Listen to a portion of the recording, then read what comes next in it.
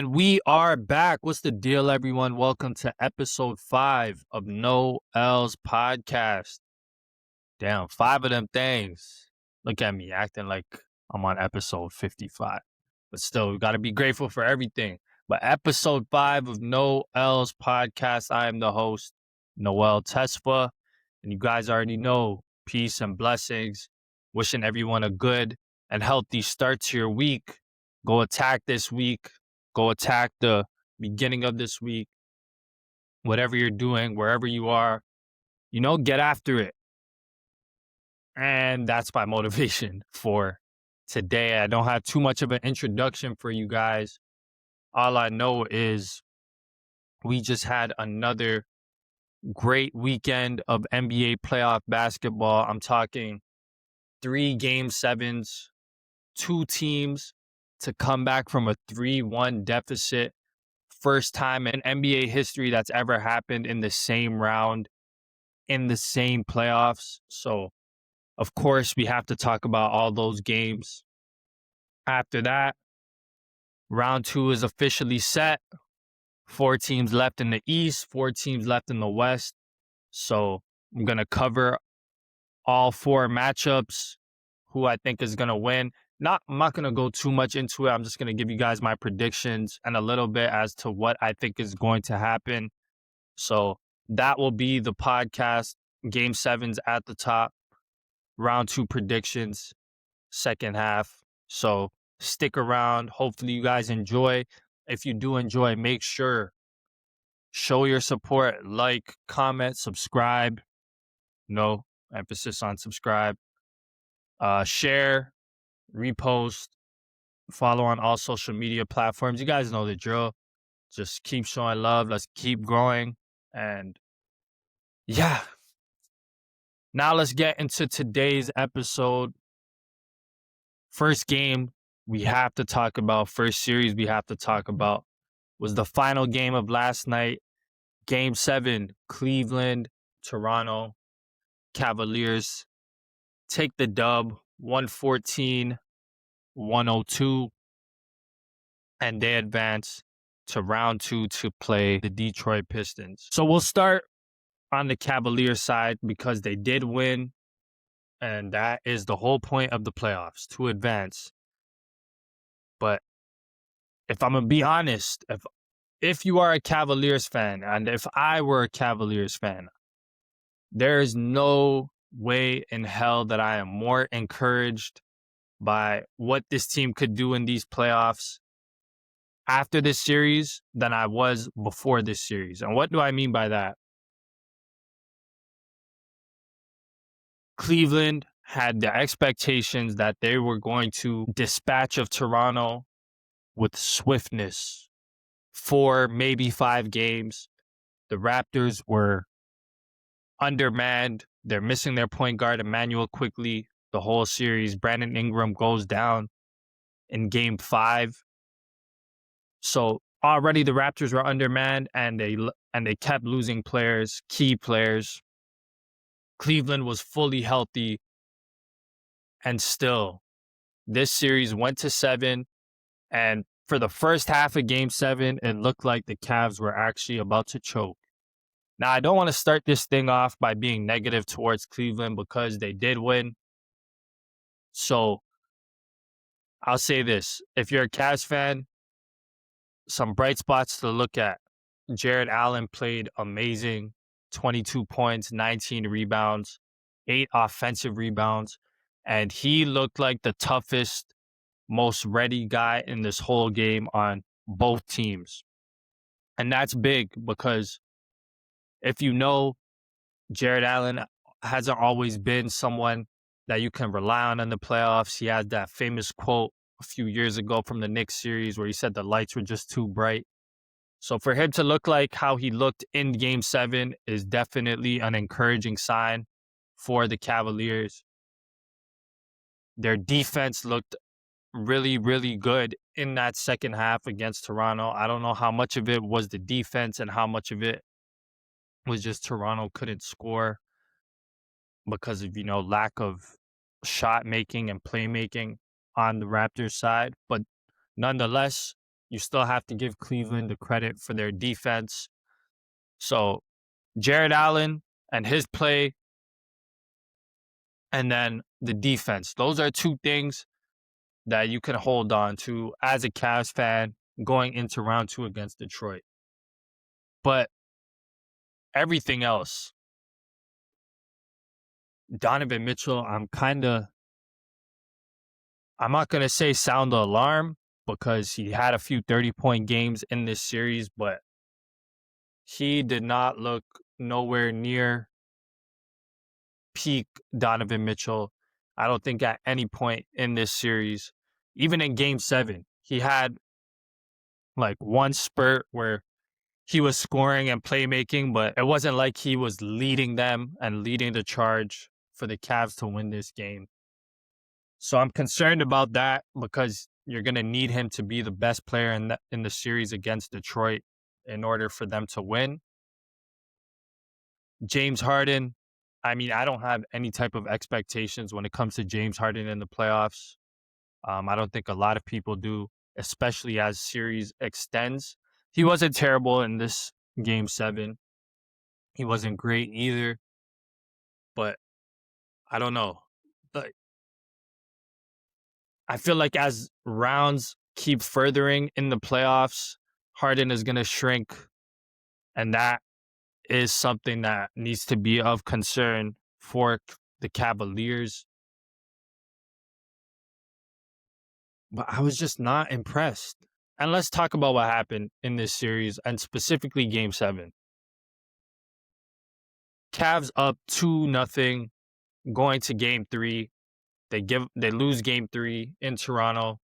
Game 4, they had a 7-point lead with like 4 minutes left. The Raptors come back, win that game. Game 5 in Cleveland, it was actually the Raptors who were in control for 3 quarters, but Cleveland made a run in the 4th, led by Dennis Schroeder of all players. Like, it wasn't Donovan Mitchell, it wasn't James Harden, it was Dennis Schroeder who led them to that win. So Cavs up 3-2, Game 6 in Toronto. Everybody knows RJ Barrett, crazy shot at the end of overtime. Raptors steal that one, Game 7 in Cleveland. So in Game 7, Cavaliers come out they look like they were scared. I thought this was going to be another James Harden low-light performance. Donovan Mitchell couldn't hit the side of the backboard. And it looked like the Raptors were going to advance. However, the lack of talent, I don't want to say lack of talent, because guys like Jamal Shed and Jacoby Walters actually played well, especially in that first half. They were making shots. Colin Murray Boyles didn't have his best game, but he had a really good series despite that. But it wasn't lack of talent. It was just shot making and shot creating. It's essentially on the Raptors side, especially without Brandon Ingram, Scotty Barnes, and RJ Barrett as their main shot creators. Barnes got into foul trouble. RJ, he's as good as he's been. He's not someone that you can rely on in a Game 7 to just put your whole team's offense on his back and he'll carry you. He's not that type of player, unfortunately. And it showed. You know, the Cavaliers still have James Harden. They still have Donovan Mitchell, Jared Allen, like I mentioned earlier, and Evan Mobley, who was in foul trouble. But it was an overwhelming mismatch on the shot creation and shot making side in that second half. So although Cleveland started off poorly, they did make a run at the end of the second quarter, and then I think it was a 9-0 run at the beginning of the third quarter, built up a lead, and Toronto isn't a team, especially without Quickly and Brandon Ingram, that's able to come back after being down 14, 15 points in the second half. They just don't have the offensive firepower to do so, and that's why Cleveland came out with the W. So again, I give Cleveland kudos because they did advance.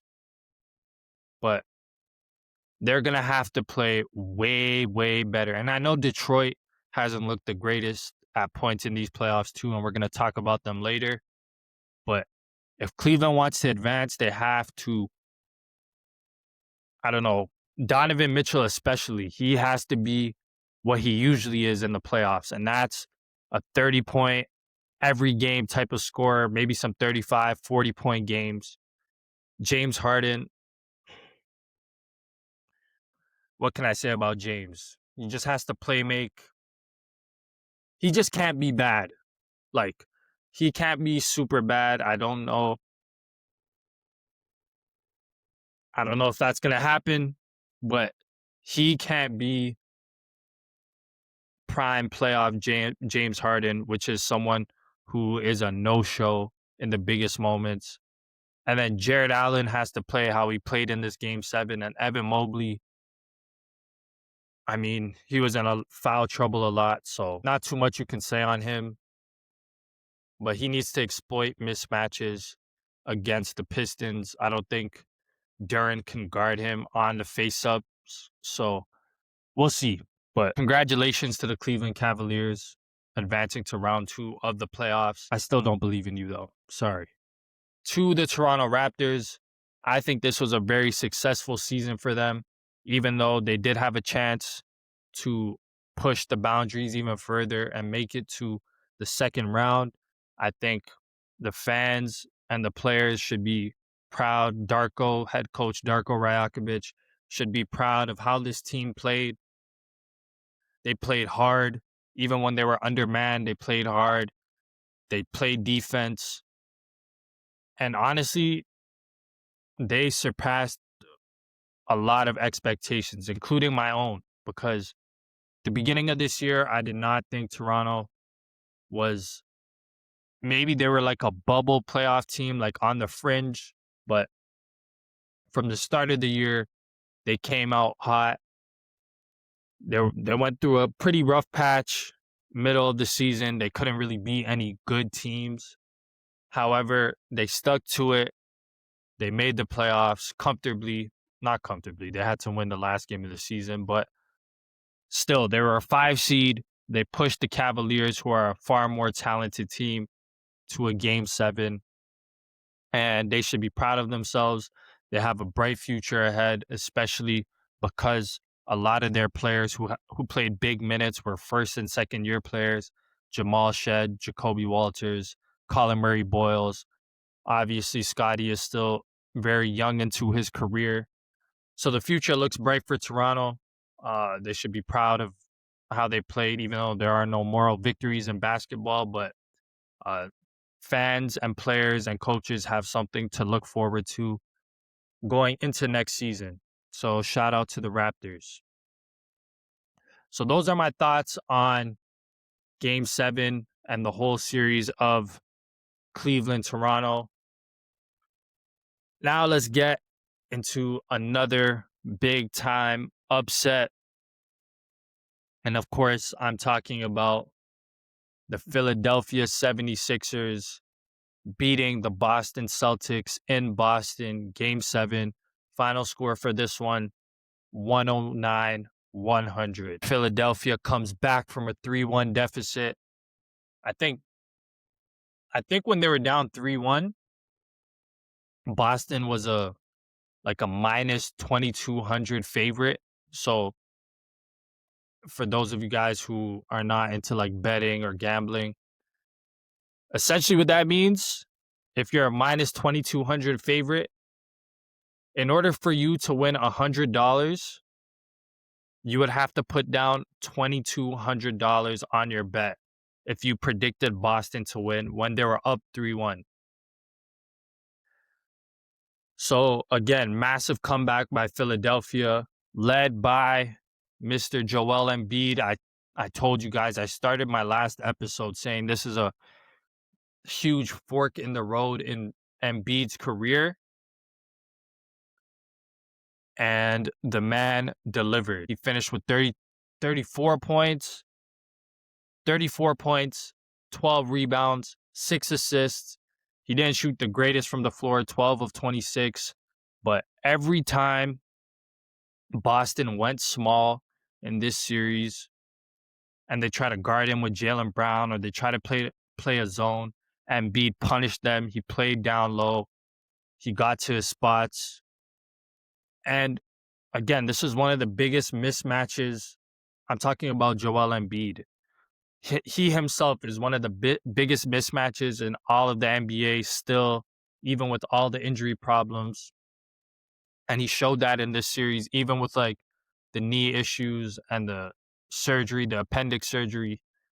He showed fight. And this is a huge moment for him because he exercised basically two demons in one game. Before this, he was 0-3 in his career in Game 7s. I think he lost to Toronto in a Game 7, the Kawhi shot. He lost to Atlanta in a Game 7, and he lost to these Boston Celtics, which is another thing. He has never beat Boston in a playoff series. So for him to win his first Game 7 and to do it against the Celtics, a team he's never beat, while coming back from a 3-1 deficit, while coming off of surgery, even though it was appendix surgery, but still, this is clearly one of, if not the greatest playoff moment in Joel Embiid's career. Now, he has to keep going for it to be remembered and for him to get a little bit of that stigma of playoff dropper off of him. He has to keep going. They play the Knicks in the second round. I'll talk a little bit about that series later on in the episode, but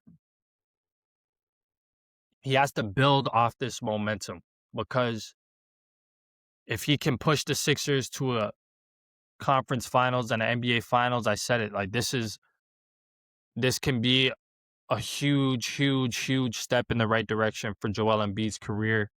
But he got step one out of the way, beat the Celtics. Maxey was great. Maxey and Embiid were the two best players in this game. All right. I think Maxey finished with 30 points, 11 rebounds, 7 assists. So he was great, especially at the end of the game. And yes, I said Maxey and Embiid were the two best players in this game. Jaylen Brown came on a little bit in the second half. He had his spurts where he was scoring, but there was too many times where the Celtics needed baskets and the Celtics needed him to be top 4, top 5 MVP candidate in Jaylen Brown. And he just was not able to do that. Obviously, there was no Tatum in this game. The news broke like maybe an hour or two before tip-off that Tatum was not going to play. Obviously, he got injured. He injured his other calf in Game 6. Not the leg with the Achilles injury, but his other leg. I think it's his right leg. So, obviously, the Celtics are going to be super cautious with him. And he didn't play in Game 7, which is big. They're missing their... And I told you guys, they needed Tatum and Brown to be the two best players and elite level players for the Celtics to win Game 7. Now, with no Tatum, Jaylen Brown had to be extra special, and he just wasn't. Joe Mazzulla is going to win probably Coach of the Year for what he did this year during the regular season. However, this was not a good performance by him in these playoffs. The starting lineup for Game 7 had never started a game the whole year. It was Derek White and Jaylen Brown, two regular starters, and then Baylor Shireman, Ron Harper Jr., who barely even played this whole series, and then Luka Garza. That was the starting five for the Celtics, and you could tell this is like, oh, if they don't get off to a good start, it might get ugly quick. Philly, and that's what happened. Philly came out on fire. I think the game was like 10-0 for Philly in the first quarter. The only bright spot for the Celtics was Derek White, who had been, I told you guys, he basically forgot how to shoot, came out, hit 2 threes in the first quarter. And he was the one keeping the Celtics afloat until, Jaylen Brown finally arrived at the party. And the Celtics, they put up a fight. I can't lie. That's the three things that they needed for them to win this game was that they needed to make a bunch of threes. They needed Jaylen Brown to be by far the best player in this game. And they had to out-hustle, out-fight the Sixers.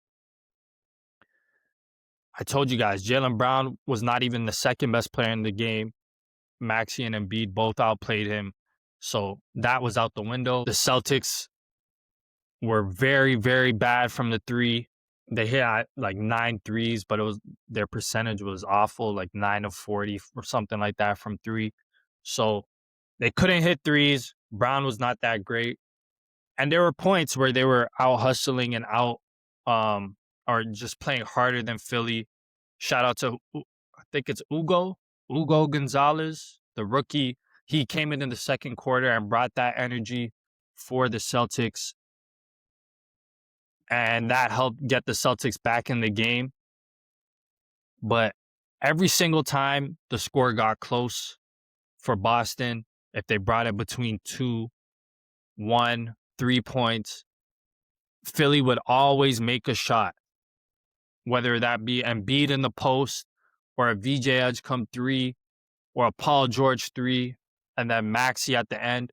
Like, it was in those moments when the games got close that the talent, the difference in talent showed. Philly was just the more talented team. Boston, especially without Jason Tatum, it was too much for them to handle. And still, even with all that going against the Celtics, this was a 1-point game with like 3.5 minutes left. And this is what's going to haunt Celtics fans for probably the rest of the summer.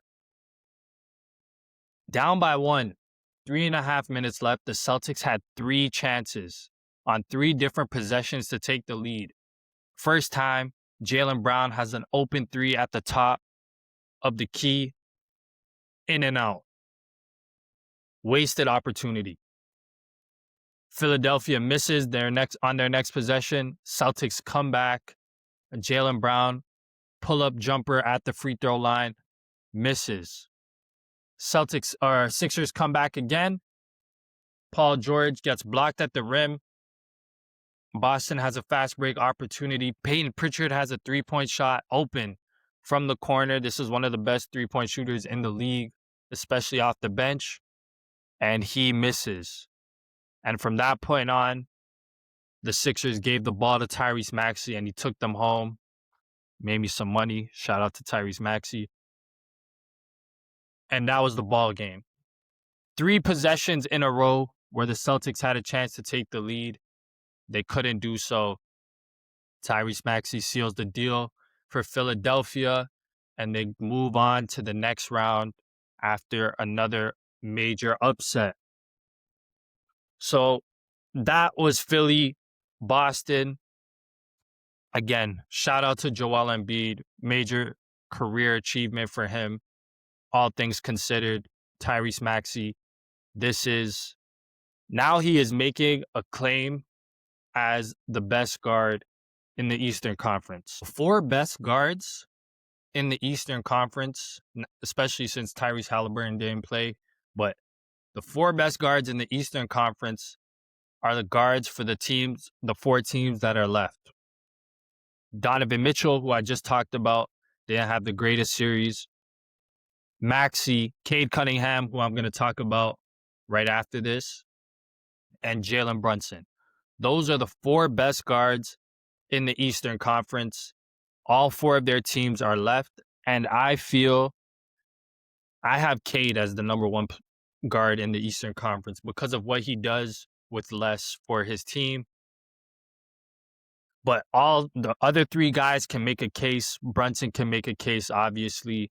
Maxey is making a case, and Donovan Mitchell has always been in that group. So I feel like whoever is able to lead their team to the NBA Finals and come out of the East can crown themselves as the best guard in the conference.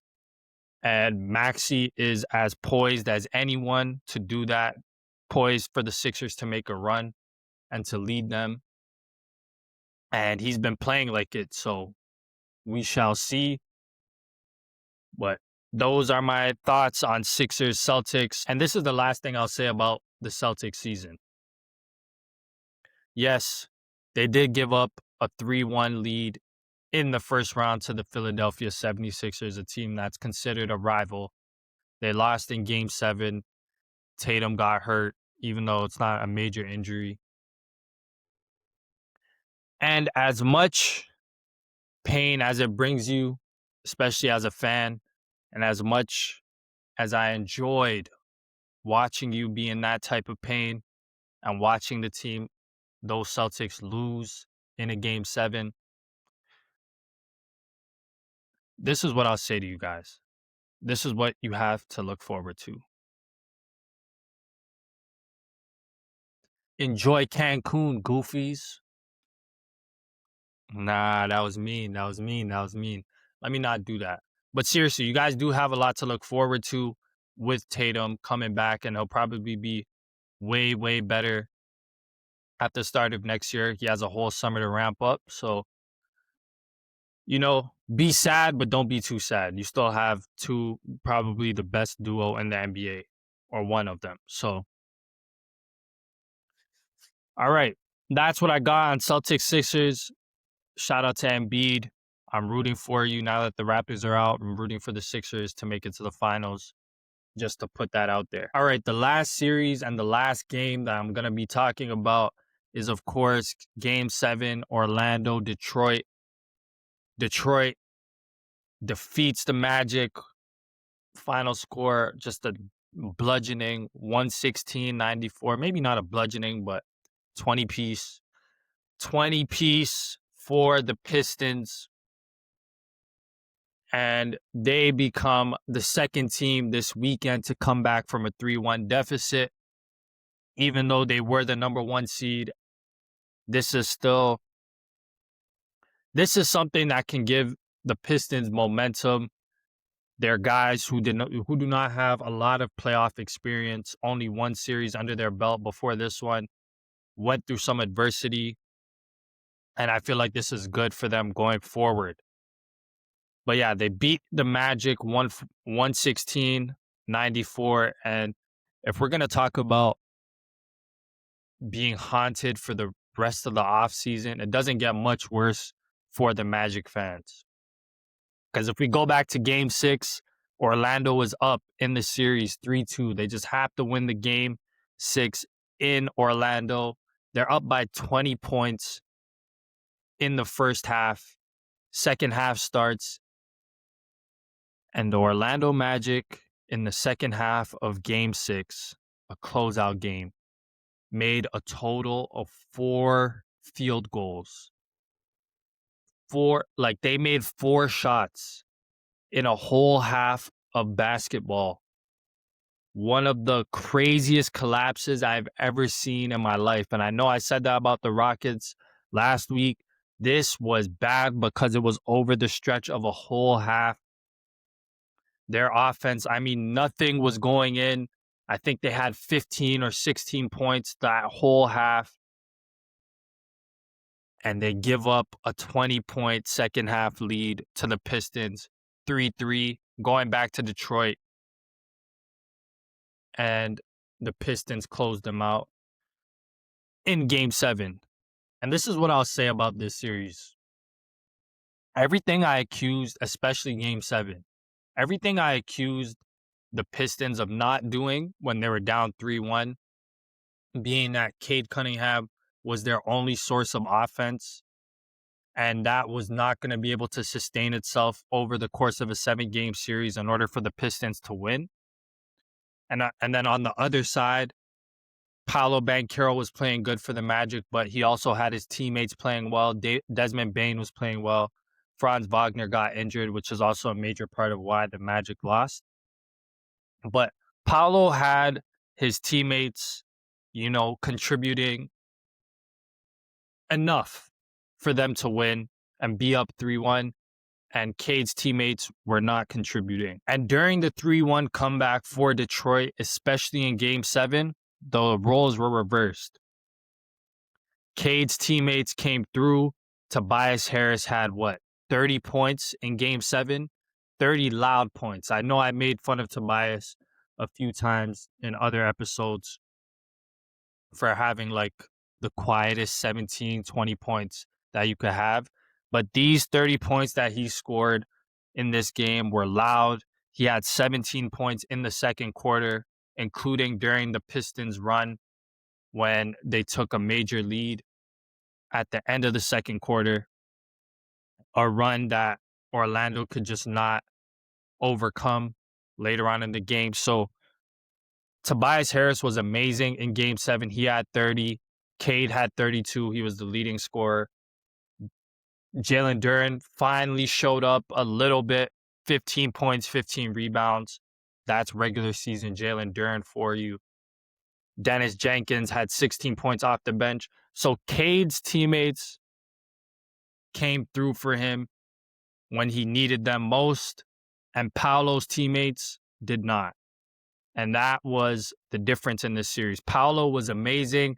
He had 45 points in Game 5. Him and Cade both had 45. Game 6, I mean, no one could score in the second half, so that's kind of a write-off. But in Game 7, Paolo Banchero was the best player on the court. I know the Pistons won, but Paolo was the best player on the court. He was the only offense for the Magic, especially in that first half. I think he had 38 points for the game, 38 points, 9 rebounds. And as much hate and criticism that Paolo Banchero has received during this regular season, and a lot of it was warranted. He's a big reason why the Magic's year was very turbulent. It was very up and down, especially with all their expectations. But as much criticism as he got in the regular season, every year in the playoffs, Paolo Banchero rises to the occasion. He never shrinks. He always plays better than his standards. And he did that again in this series.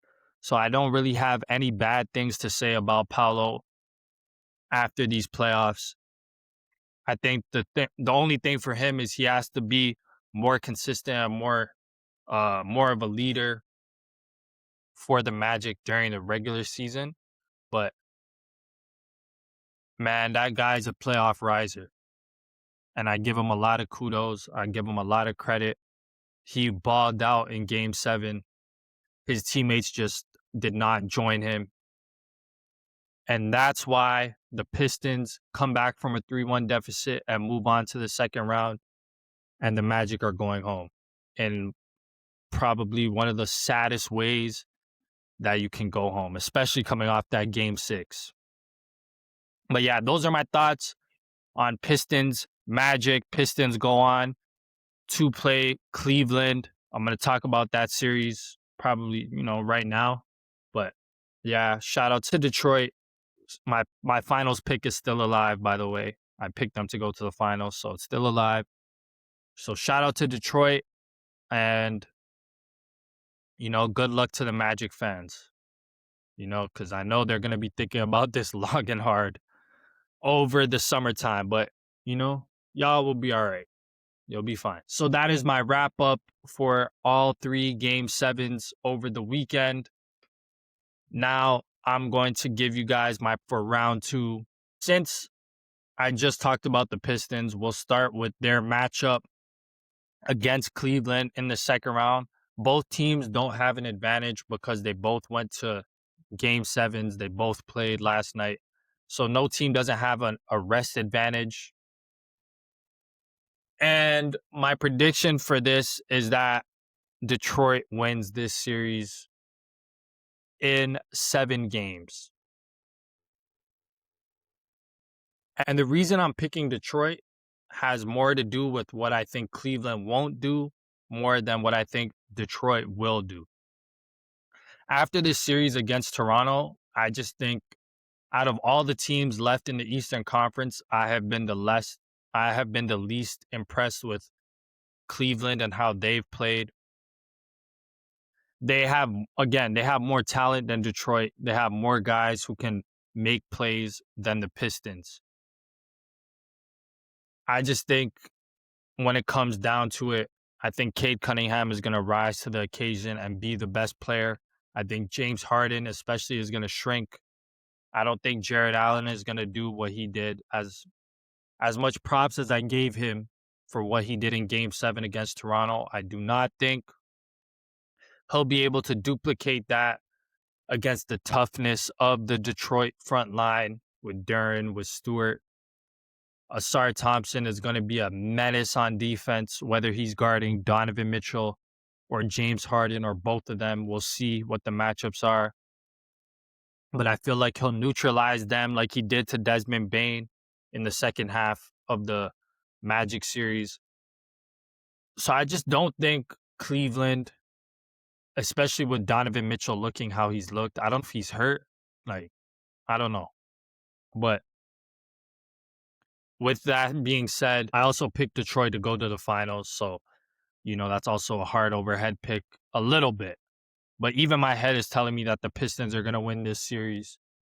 It will go 7 because Cleveland does have the more talent, like I said. But I just think the Pistons, the adversity that they went through in that Magic series, I think they're a lot more playoff tested and playoff ready than they were at the start 2 weeks ago.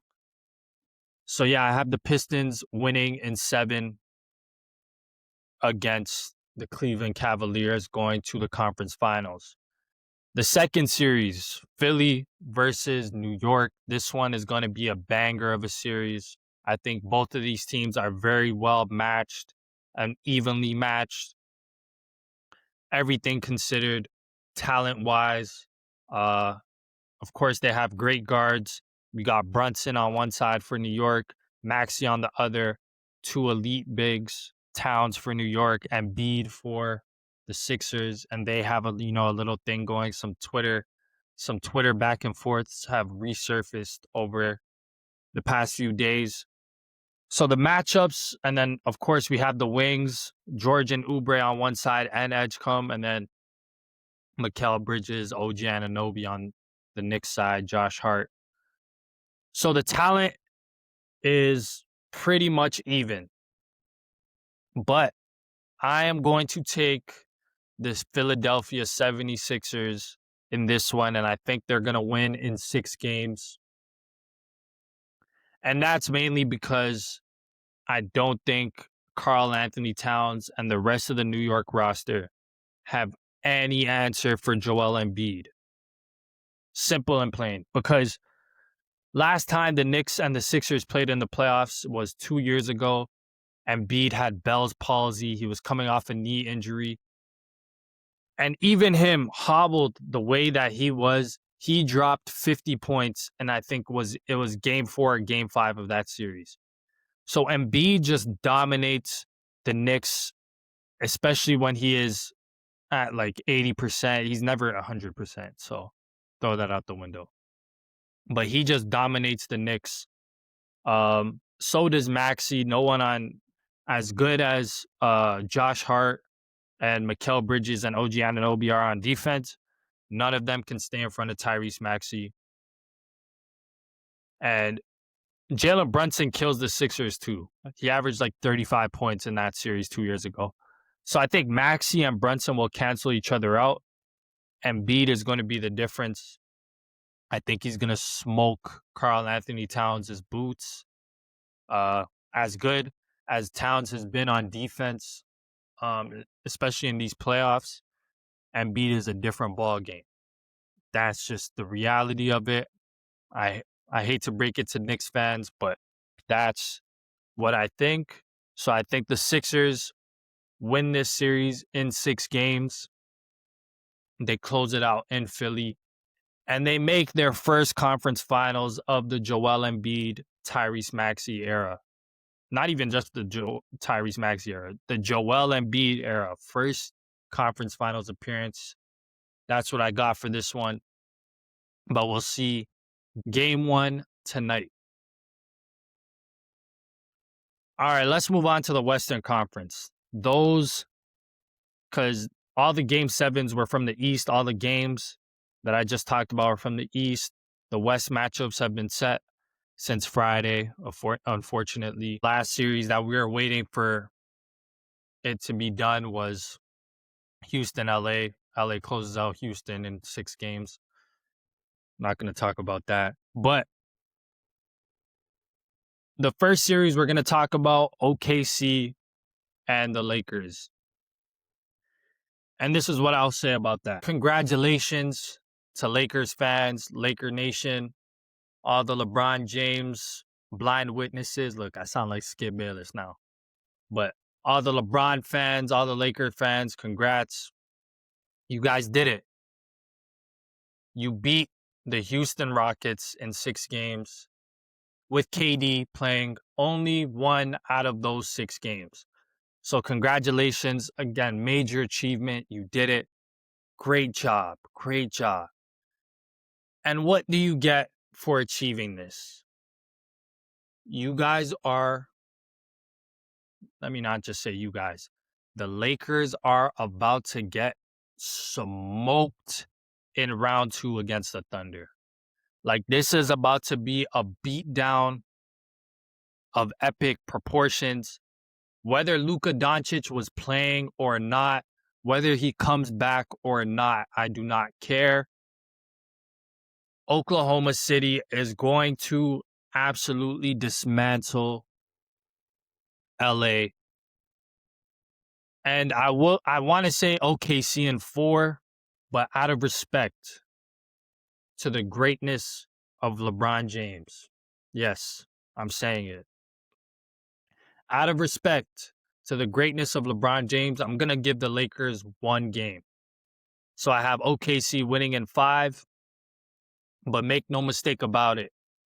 There is no fiber in my being that will be the least bit surprised if the Lakers get swept. This is just a mismatch all across the board. What Oklahoma City does on defense, the Lakers will have. Like, I think their brains are going to break as good and as high of an IQ as LeBron has. OKC is a different ball game. This is one of the great, JJ Redick said it in a interview. This is one of the greatest teams of all time. They're on a great run, and the Lakers just have no chance. No shot to beat the Thunder. In the regular season, OKC blew them out in like every game, even with Luka Doncic playing. They were winning by 20, 30, 40 points. I'm sorry. Lakers fans, you did it. Like I said, you got it past the second round, even with the Luka, or you got past the first round, even with the Luka injury. And that should be great. That should carry you through the summer. But it's over for you. It's done. It's wraps. I hope you guys enjoyed beating down on a Kevin Durant-less Houston Rockets. And now we're about to see belt to ass in every way possible. So enjoy the series. Congrats. All the people that were in my comments, all the people that were on my phone, all you Lakers fans, make sure to keep that same energy because I will be waiting. So yeah, OKC wins in 5, 4-1, close it out in OKC. They move on to the conference finals. Final series of the second round, Spurs, Timberwolves. Anthony Edwards looks like he's about to, he's going to miss game 1 for sure. Game 2 is still like up in the air. And as you know, I give Minnesota a lot of credit for what they did to Denver. I said it in my last episode or 2 episodes ago. They deserve a lot of credit. They played amazing. They played hard, even without Anthony Edwards in the lineup, Jaden McDaniels, Rudy Gobert. Again, like I said about OKC Lakers, the San Antonio Spurs are just a different type of ball game. OKC and the Spurs were have been the two best teams by far all year, and they've continued to look like that in the playoffs. So I have the Spurs winning this one 4-1 as well, beating the Timberwolves in 5. Even if Anthony Edwards comes back in game 2 or game 3, it just won't be enough. The Spurs are elite on defense. Unlike the Nuggets, it's like a complete 180 from the Nuggets to the Spurs in terms of defense. Of course, San Antonio has Wembanyama. I started my podcast, the first episode, talking about Wemby and how this could be his league as soon as maybe this year. So it's just going to be too much for the Spurs or for Minnesota to handle. So I have the Spurs winning in 5. Hopefully I'm wrong and the series can go further because I just love watching Anthony Edwards play basketball, but I just think it'll be too much for Minnesota to handle. So Spurs in 5, Spurs OKC conference finals, going to be an amazing matchup. I'm ready for that. So that will be in the Western Conference. In the Eastern Conference, I'm going to have Philly, Detroit in the conference finals. So yeah, those are my predictions for round 2. And that concludes today's episode. Thank you guys for tuning in. Again, make sure to like, comment, subscribe if you enjoyed the episode. Keep showing love. I'm going to keep cranking out these episodes for y'all. I'm going to keep cranking out the content. And we're going to keep going. We're going to keep going. So yeah, shout out to everyone that's listening that made it this far. Enjoy the rest of your week, and I'll holla at y'all. Stay safe.